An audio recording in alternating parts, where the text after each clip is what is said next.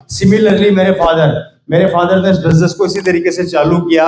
मैं बहुत गरीब फैमिली से बिलोंग करता था, मेरा परिवार बहुत गरीब था। मेरे दादाजी राजस्थान के अंदर मजदूरी का काम किया करते थे। 10 बाय 10 के कमरे में मेरा परिवार रहा करता था। हालात बहुत ज्यादा खराब थे। 5 जने हुआ करते थे मेरी फैमिली में खाने वाले, और मेरे दादा दादी, टोटल 7 जनों का परिवार था। और 10 बाय 10 के कमरे में हम लोग किराए पे रहा करते थे, क्योंकि गरीबी किसी की भी जिंदगी में हो सकती है। अमीर पैदा होना नहीं होना हमारे हाथ में नहीं है, लेकिन गरीबी को दूर करना और जिंदगी में आगे बढ़ना ये हमारे हाथ में। लेकिन हमारे में से अधिकतर लोग इसलिए हथियार डाल देते हैं कि वो डरते हैं। पहला सवाल, नहीं हुआ तो, राइट सर? दूसरा सवाल, जब चालू करोगे तो आपके दिमाग पर दूसरा क्वेश्चन आएगा कि लोग क्या कहेंगे। ये 3 सवाल ऐसे हैं, मेजर 2 सवाल, जो आपकी 90% एनर्जी और माइंड को खत्म, कोलैप्स कर देते हैं, क्योंकि आपका दिमाग उस दायरे से बाहर ही नहीं आता। आप आज से भी स्टार्ट करेंगे, लोग बोलेंगे अच्छा तू भी फंस गया, अब आपके दिमाग में वो लाइन घूमती रहेगी। आपका 90% माइंड उसी शब्द पर चलता रहेगा, मैं फंस गया क्या यार, मैं फंस गया क्या यार, मैं फंस गया क्या यार, मैं फंस गया क्या यार। आप ये नहीं सोचेंगे कि यार अगला जो बोल रहा है वो कहां खड़ा है, उसका वैल्यू क्या है, वो जिंदगी में क्या सफल है, क्या वो असफल हुआ, और फंसा कैसे। क्या हल्दी धनिया खाने से मैं फंस गया? अगर हल्दी धनिया खाने से फंस गए तो बाजार में कब से फंसे पड़े हो, बाजार में कब से फंसे पड़े हो यार। आरसीएम ने कभी आप में से कितने लोगों को बोला करोड़ों रुपया लगाना है? कभी आरसीएम ने बोला आपको 25-50 हजार का इन्वेस्टमेंट करना है? आरसीएम ने बोला भैया तू पैसा दे सामान ले जा? आप कैसे फंसे जरा बताना। सिर्फ एक थॉट। 100% पॉजिटिविटी पर अगर आप 1% डाउट कर जाते हैं, खेल खत्म। मैं आपको एग्जांपल देता हूं। आप डॉक्टर के पास गए, आप बहुत बीमार है, डॉक्टर बोला रिपोर्टें करा के लाओ। आपका ब्लड निकाला, ब्लड टेस्ट किया, राइट सर? आप रिपोर्ट लेके डॉक्टर के पास गए, डॉक्टर रिपोर्ट देख रहा है, आपका रिएक्शन देखना अब क्या होगा। डॉक्टर रिपोर्ट देख रहा है, डॉक्टर ने जरा गौर से देखा, तो आप बोलोगे हुआ कुछ नहीं है पर बहुत कुछ हो गया। सिर्फ उसने गौर से देखा, पेट पलटा, डॉक्टर ने फिर गौर से देखा, आपके मुंह से निकला सर क्या हुआ, थोड़े दिन तो जी जाऊंगा ना, हुआ कुछ नहीं है। यहाँ पे सिर्फ डाउट चल रहा है। 2 मिनट बाद डॉक्टर बोलेगा अरे कुछ नहीं है, परफेक्ट है, मजा आ गया, मस्त रहो। आप बोलोगे भगवान बचा लिया। होता है नहीं होता? ये क्या चल रहा है, हो क्या रहा है ये? और गलती से डॉक्टर ने फिर एक शब्द और बोल दिया, बाकी सब तो सही है लेकिन ये क्या था, फिर खेल खत्म। अब क्या हो गया साहब? अरे कुछ नहीं, वो एक्चुअली क्या की जगह 6 छप गया था, क्योंकि आपके 100% पॉजिटिव माइंड के ऊपर बिना बोले वो 1% डाउट भारी पड़ गया। और डाउट क्या था? सिर्फ उसका देखना, वो बोला कुछ नहीं है, देखना। ये हमारी असफलता का सबसे बड़ा कारण बनता है दोस्तों। अपने ऊपर किसी भी आदमी को इतना हावी मत होने दो कि वो आपको दबा दे। अगर सुनना है तो सफल लोगों की सुनो, क्योंकि उन्होंने सफलता के झंडे गाड़े। आगे बढ़े, जिस माहौल में रहोगे वैसे बन जाओगे। आप में से कितने लोगों को स्कूल के अंदर सिगरेट पीना सिखाया गया? कितने लोगों की क्लासें लगी थी? कल क्लास है सिगरेट पीने की, परसों क्लास है गुटखा खाने की, है, और उससे आगे की क्लास है सिखाया। किसने सिखाया? माहौल ने। एक बार ट्राई करके तो देख, बड़ा मजा आता है। वो मजे के चक्कर में जिंदगी खत्म। सिर्फ और सिर्फ माहौल हमें खत्म करता है। आज का यंगस्टर इसलिए खत्म हो रहा है, आज का यंगस्टर इसलिए खत्म हो रहा है। हमारा यंगस्टर 2 कैटेगरी में बटा हुआ है। बोर तो नहीं हो रहे? यंगस्टर 2 कैटेगरी में बटा हुआ है। पहली कैटेगरी, दूसरी कैटेगरी। यह कैटेगरी है बिजनेसमैन और यह है जॉब वाले। इन दोनों का एक संग ग्रुप है। ये नौकरी करने वाला आदमी कभी इसकी बात नहीं करेगा और बिजनेस करने वाला आदमी कभी इसकी बात नहीं करेगा। ये नौकरी करने वाले संगत के लोग एक जगह पर बैठ के बात करेंगे, यार पिछले महीने 50,000 सैलरी थी यार, जैसे तैसे 70 पहुंच जाए तो मजा आ जाए। और ये बिजनेसमैन का जो माहौल होता है, ये क्या कैलकुलेशन करते हैं, पिछले महीने 5 लाख का बिजनेस किया था, इस महीने 50 लाख की सोच रहा हूं। दोनों की सोच में फर्क देखो, वो 5 को 50 बना रहा है और ये 5 का 70 बना रहा है। कारण एक ही है, मेंटेलिटी, थॉट, विचार और माहौल ने बर्बाद करके रख दिया हमारे यंगस्टर को। और आज की तारीख में 80% यंगस्टर यहाँ अटका हुआ है, भाग रहे हैं नौकरी के पीछे। अपने दिल पर हाथ रख के बोलो, आप में से अपने बच्चे को आप क्या सिखाते हो? बेटा अच्छी नौकरी कर ले, 2 पैसा कमा के ला, घर का खर्चा चलाएगा। सिखाते हो नहीं सिखाते हो? आप में से कितने माँ बाप है जो अपने बच्चे को ये सिखाते हैं कि बेटा अच्छी पढ़ाई कर ले, 6 नौकर रख लेगा? क्यों? आपका बेटा ये बोल दे कि पापा एक दिन BMW खरीदूंगा। तेरे बाप ने भी खरीदी थी क्या? कर दी ऐसी की तैसी। अरे आपने जो नहीं किया मैं तो कर सकता हूँ ना यार, मुझे रोक क्यों?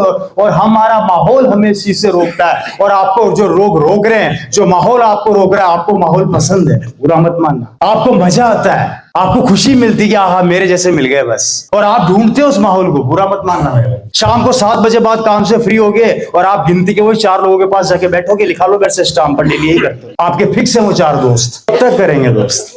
देखिए मैं आपको वो चीजें बता रहा हूं जो आपके बच्चों के भविष्य के लिए। अच्छा ये जॉब है, मेरे को एक चीज बताओ, राइट सर, हमारा 80% यंगस्टर यहाँ पर है, आपका बच्चा यहाँ पर है, आपकी बेटी यहाँ पर है। मुझे एक चीज बताओ, 2025 चल रहा है और इस 25 के अंदर आज संघर्ष हो चुका है कि नौकरियां है नहीं, व्यापार है नहीं, दोनों में कंपटीशन पैदा हो गया है। ये तो जैसे तैसे बेचारे खत्म होने की कगार पे हैं। करोड़ों रुपए का इन्वेस्टमेंट करना पड़ता है धंधा जमाने के लिए, और याद रखना हमेशा छोटी पूंजी व्यापार को खा जाती है। अगर आपने 1 करोड़ खर्च किया तो आपको 1 करोड़ और चाहिए अकाउंट में, तो व्यापार की सोचना, नहीं तो व्यापार खा जाएगी छोटी पूंजी। और ये आदमी लेता है लोन, किसको जमाने के लिए? बिजनेस को। अब समझना, बहुत बड़ी कैलकुलेशन समझा रहा हूं बिजनेसमैन की। मैं दोनों की आज बताऊंगा तुम्हारे को हकीकत। ये माहौल तो मिल गया, लेकिन माहौल के साथ साथ काम करने के लिए आपको वो एटमॉस्फेयर चाहिए, आपको वो चीज दायरा चाहिए, वो दायरा नहीं मिल रहा। अब आप क्या करोगे? ये बिजनेसमैन लोन उठाएगा, लोन उठा के बिजनेस सेट करेगा। ये रवि शर्मा पहले ही मगरमच्छ मार्केट में बैठा हुआ है। आजा बेटा, कितने का इन्वेस्टमेंट कर रहा है? 1 करोड़ का। मैं सिर्फ 1 साल अपनी रेटे तोड़ूंगा, 1 करोड़ लॉस खाऊंगा, आपको सड़क पे ले आएंगे। खेल खत्म। अब 1 करोड़ रुपया आपने फाइनेंस तो करवा लिया, और मेरे जैसे मगरमच्छ जो 90 साल से दुकान कर रहे हैं, 1 साल लॉस खाएंगे, हमारे कोई फर्क नहीं पड़ेगा, लेकिन आपकी दुकान तो बंद करवा के मानेंगे। अब मुझे बताओ, बैंक वाला तो 5 तारीख को दरवाजा खटखटा देगा, पैसे, अगले महीने फिर आएगा पैसे। अब बालो कहां से लाऊं? अब आप क्या करोगे? बाप दादा जिंदाबाद, अपने गांव की जमीन है ना भी आखिरी निशानी, निकालो उसमें से 4 बीघा, कर्जा चुकाओ। जमीन बिक गई, धंधा चौपट, कंपटीशन के मार्केट में अपन स्टेबल नहीं हो पा रहे, आने वाली जनरेशन के लिए क्या छोड़ा? लोन। बताइए सही कह रहा हूँ गलत कह रहा हूँ? मैं ये नहीं कहता हर जगह होता है, लेकिन इंडिया के मार्केट का 85% केस अभी यही चल रहे हैं। 85% केसेस अभी इंडिया में यही चल रहे हैं। इसलिए आपको गौर करना, लोन देते समय वो घर जवाई की तरह होते हैं, और जब लोन मांगने जाते हैं तो वही साले पड़ोसी की दुश्मन की तरह बन जाते हैं। आप चेक कर लेना। इसलिए पहला काम ये होता है बिजनेसमैन का। अब बात करते हैं इन जॉब करने वालों की। इन जॉब करने वालों में यंगस्टर्स की ये हालत हो गई है। आपका यहाँ पर बहुत बड़ा आईटी सेक्टर है, बहुत बड़ा यहाँ पे मार्केट है। आप देखो हमारे युवा लड़के लड़कियां 50,000 की नौकरी के लिए दिन रात पागलों की तरह काम कर रहे हैं। अब मुझे बताओ दोस्तों, आने वाले समय के अंदर, मैं अपनी एक मीटिंग में बहुत साल पहले बोला था, मैं शायद वो वीडियो आप लोगों ने भी देखा होगा, आने वाले वक्त के अंदर ये मशीनें सब कुछ खत्म कर देगी। लैपटॉप खत्म आ रहे हैं, मशीनें आ रही है, ऐसी एक से एक ऐसी टेक्नोलॉजी आ रही है देश के अंदर। अभी रिसेंटली विदेशों के अंदर तो वो कारें भी आ गई जो ऑटोमेटिक चल रही है। नहीं रोक सकते, टेक्नोलॉजी अपना कब्जा जमाएगी, ये फैक्ट है। पिछले साल के आंकड़े बता देता हूं, इन्फोसिस ने अपने 2000 लड़कों को नौकरी से निकाला सिर्फ और सिर्फ मशीनरी की वजह से। उनके पास एक ऐसा सॉफ्टवेयर आ गया है जो 2000 लड़कों का काम 24 घंटे कर रहा है विदाउट सैलरी। आईटी सेक्टर से लड़के निकाले जा रहे हैं। जनसंख्या को रोक नहीं सकते, नौकरियां बढ़ा नहीं सकते, महंगाई को कंट्रोल कर नहीं सकते, बच्चे बेरोजगार होते जा रहे हैं, काम धंधे बचे नहीं है, जितनी पूंजी इकट्ठी करी धंधा सब खा रहा है, पढ़ाने लिखाने में बच्चे परिवार बर्बाद हो गए, बेटी की शादी के अंदर पैसा लगाने के लिए पैसा नहीं है, शादी भी करोगे तो उधार लेके पैसा लगा रहे हैं लोग। ये हालात हो चुके हैं। उधार चुकाते चुकाते आधे से ज्यादा फांसी के फंदे पे लटक रहे हैं और आधा किराए के मकान में आ चुके हैं। क्या होगा आने वाले समय में और 2030 के अंदर क्या करोगे? कोशिश कर लेना अपने बच्चों को कितना बड़ा डॉक्टर बना लेना, इंजीनियर बना लेना, तू भी रन नहीं कर पाएगा। लिख लो स्टाम्प पे। 2030 के आंकड़े बता देता हूं, हम तो साला डॉक्टर भी नहीं छोड़ना चाहते, वो लोग हैं। एक नया डॉक्टर, नया लड़का जब अपनी एजुकेशन कंप्लीट करके आप ही के इलाके में दुकान खोलता है ना, तो क्या बोलते हैं उसको? यार इसके पास तो नहीं जाएंगे, मेरे को तो रामलाल की दवाई सूट करती है। हम तो डॉक्टर तक नहीं बदल। अरे डॉक्टर छोड़ो मेरे भाइयों, हमारे घर की बहन बेटियां तो सब्जी वाला भी नहीं बदलना चाहती। सब्जी लेंगे तो उसी दुकान से लेंगे जहां से बरसों से ले रहे हैं, कोई नया कितनी भी अच्छी सब्जी देते हैं। ये मेंटेलिटी सेट है। इस अगर मेंटेलिटी से काम करोगे तो मैं फिर बता देता हूं, 2030 में आपके आने वाले बच्चा जिसको आप सीने से लगा के रखते हो, जिसको आप प्यार करते हो, उसका भविष्य खत्म हो जाएगा मेरे भाई। बात समझ में आ रही है? सिमिलरली मेरे फादर, बहुत गरीब फैमिली से मैं था।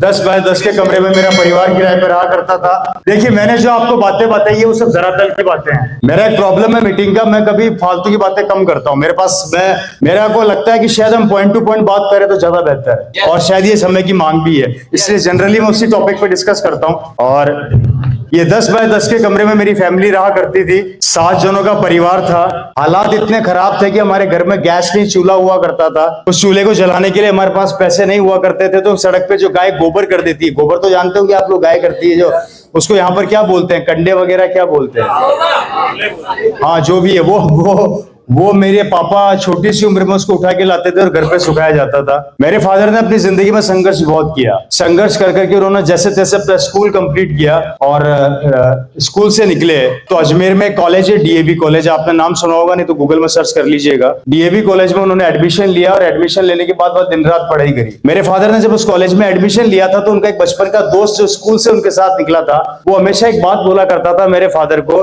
कि तू, मेरे फादर उस समय कचौरी की दुकान के ऊपर रहा करते थे। वो क्या करते थे, कॉलेज से आने के बाद उसी कचौरी की दुकान पे लोगों को कचौरी और समोसे पकड़ाते थे और वहीं से उनका खर्चा चलता था। वहीं से वो अपनी पढ़ाई का पैसा निकालते थे और वहीं पे ही सोते थे रात को।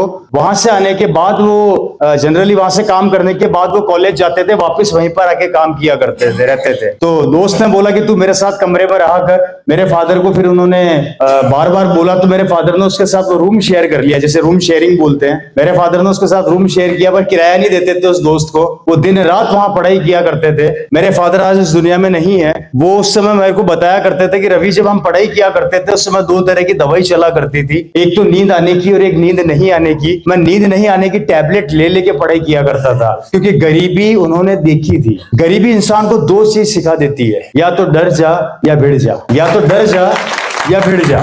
मेरे फादर को एक चीज समझ में आ गई, भिड़ना है जिंदगी के अंदर, लड़ना है। उन्होंने दिन रात मेहनत करी, पढ़ाई करी। पढ़ाई जैसे ही वो कॉलेज से निकले, मेरे फादर राजस्थान गवर्नमेंट के अंदर ज्वाइंट डायरेक्टर्स बन गए, इक्वल टू आईएएस ऑफिसर। मेरे फादर की 1 महीने की सैलरी उस समय हुआ करती थी 25,000 रुपया महीना गवर्नमेंट में। सरकारी गाड़ी, सुनना, सरकारी कार, बंगला, नौकर चाकर, लाल बत्ती, वो सब मेरे फादर को मिल चुकी थी। एक मजदूर का बेटा आज एक ऑफिसर बन गया।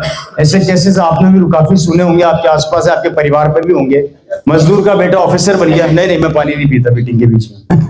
ऑफिसर बन गया है, अच्छी खासी उनकी जॉब लग गई। और मैं समझता हूं उस समय के 25,000 अगर आज से मैं कैलकुलेट करूं तो कितना होगा एवरेज आपके हिसाब से? 2.5-3 लाख रुपया महीना। अच्छी खासा सब कुछ था। 9 कोऑपरेटिव्स डिपार्टमेंट की किसी भी मील को बंद कर सकते थे, चला सकते थे, उनके पास इतना अधिकार था। और कोऑपरेटिव्स के अंदर उस समय रुई से धागा बना करता था राजस्थान में। रुई जो होती है ना, रुई, कपास से धागा बनाने का काम होता था। वैसी राजस्थान में जितनी भी मिले थी उनके हेड वही थे। वो जिसको चाहे नौकरी पर रख ले, जिसको चाहे निकाल दे, जिससे चाहे माल या खरीदना होता था, बेच, सब उनके हाथ में अंडर, उनके बिना कुछ होता नहीं था। अच्छी खासी पोस्ट उनको मिल चुकी थी।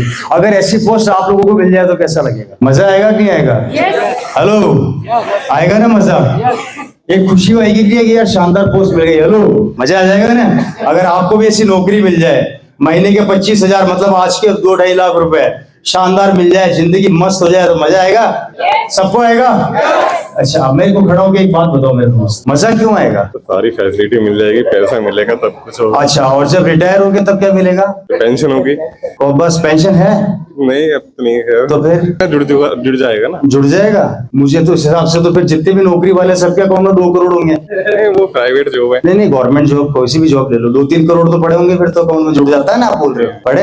मेरी जॉब नहीं है ना। नहीं, जिनकी भी उनके पड़े होंगे क्या? उनके होंगे सर। है जी? नहीं पड़े, अब तो पेंशन भी खत्म है सर। ये लो, वो तो वही मैं इनसे कह रहा था। राइट सर, मुझे एक बात बताओ, जो जॉब कर रहे थे तो उसमें वो सरकारी नौकरी किसकी, सरकार की है पिताजी की? अच्छा, वो सरकारी गाड़ी जो वहां से मिली हुई थी सरकार की है पिताजी की? ओके, वो नौकर जो मिला हुआ था पिताजी का या सरकार का? वो कुर्सी जो मिली हुई थी पिताजी की या सरकार की? वो लाल बत्ती जो मिली हुई थी पिताजी की या सरकार की? पावर जो मिली हुई थी पिताजी की या सरकार की? अब जब पिताजी रिटायर हो जाएंगे तो उसके बाद उसमें उनको क्या मिलेगा? एक पेन भी वहां से उठा के ला सकते हैं क्या? एक कुर्सी ला सकते हैं क्या? तो फिर मेरे को बताओ, जो बढ़िया कैसे?